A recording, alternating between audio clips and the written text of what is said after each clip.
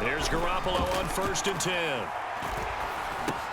He'll get this into the hands of Ayuk. Now San Francisco going to call their second timeout as the clock will stop with 45 seconds to go in the first half. Maybe a good spot to take a shot. Here's 2nd and a yard from the 34. Looking to throw. Garoppolo. Looking sideline, incomplete. He had no options downfield there and just chucked it out of bounds. There was no one open. He was in the pocket. Where was the intentional grounding call? Oh, you wanted the flag. Of course I did. I'm a defensive guy. You know that. Where was the flag? The officials point out that someone was in the area. He got away with one. And he'll be taken down, but not before he works it past the 50. Now you've got to hustle your guys to the line and get them set. Garoppolo on 1st down. That ball caught. Brandon Ayuk. And he gets this inside the 35-yard line. Now a timeout signaled for, and they'll get it with 10 seconds to go before halftime. Now that's the kind of big play you'd like to see. This first half, it hasn't gone their way, and they could use a shot in the arm, something to perk them up a bit. And they get one here in the passing game.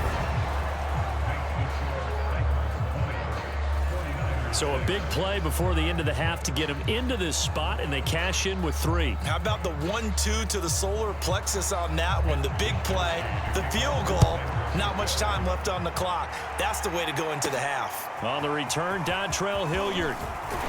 And he'll go down as this drive will start at the 25-yard line.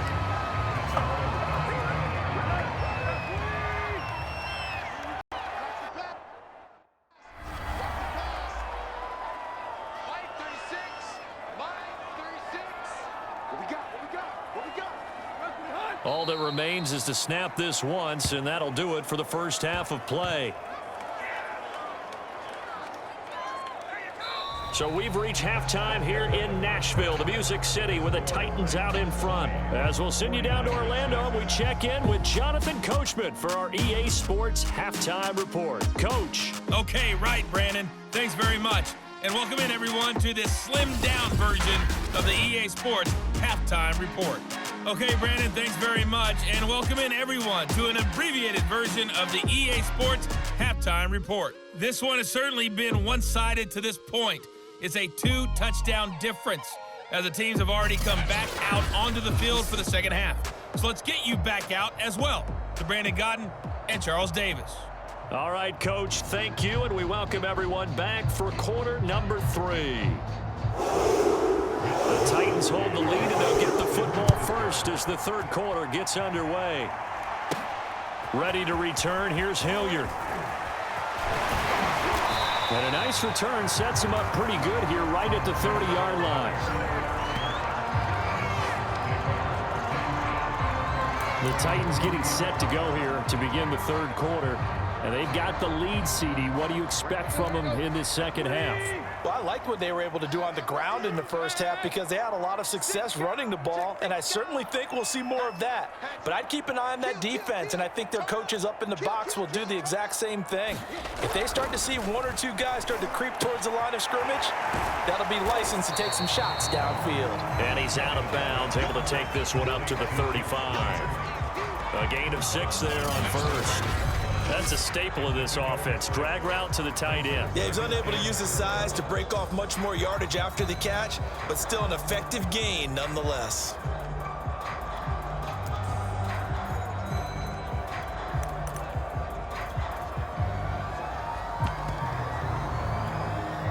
From the 35, back to work on 2nd and 4.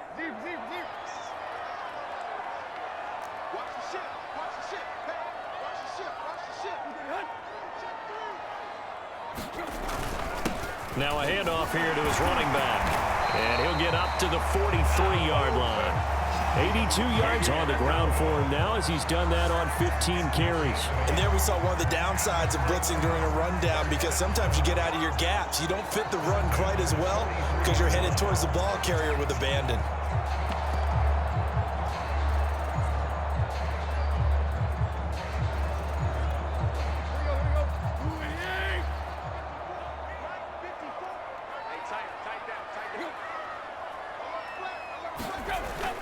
Right back to him on first down. And he'll manage to pick up about 4 at second down. Brandon, we just saw the benefits of being able to run the ball successfully. They pick up 4 yards on that carry. So now if you're a play caller, you can do just about anything you want, but on the defensive side of the ball, you scramble a little bit. Now you're behind trying to figure out, do I need to blitz him? Do I need to pressure him? How do I gain an advantage on this snap?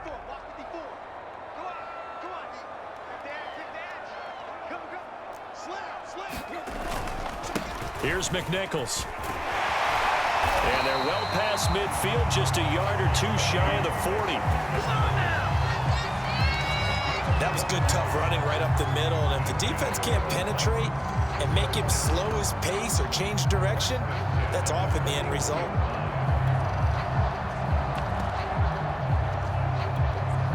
So from inside Niner territory now, this is 1st and 10 at the 41.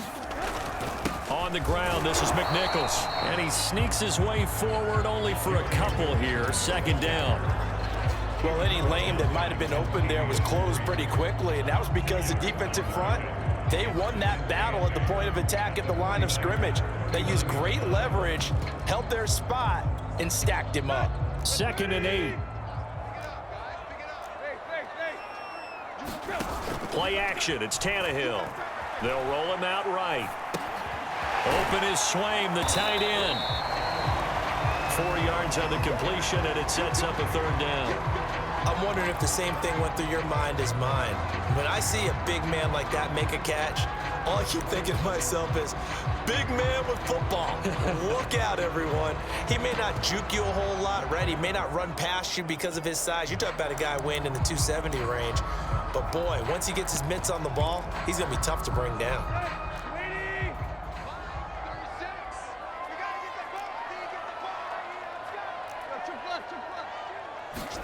From the gun on 3rd down, Tannehill. And this pass broken up. Excellent coverage there on 3rd down, as that was not an easy one to hold on to. From a defensive perspective, they had exactly what you want anytime they want to throw the football. There was pressure on the quarterback. They were getting after him, and they tightened down on the receivers and forced the incompletion.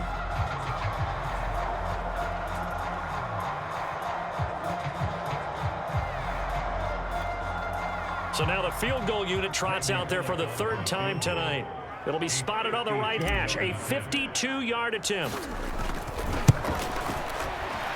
And Bullock will put this one through, and that will extend their lead even further.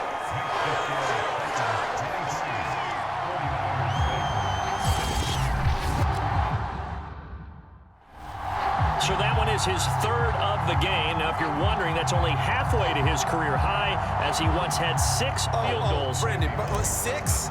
Let's hope we don't get that again, please. Okay, can we see a few touchdowns here and there? That'd be nice.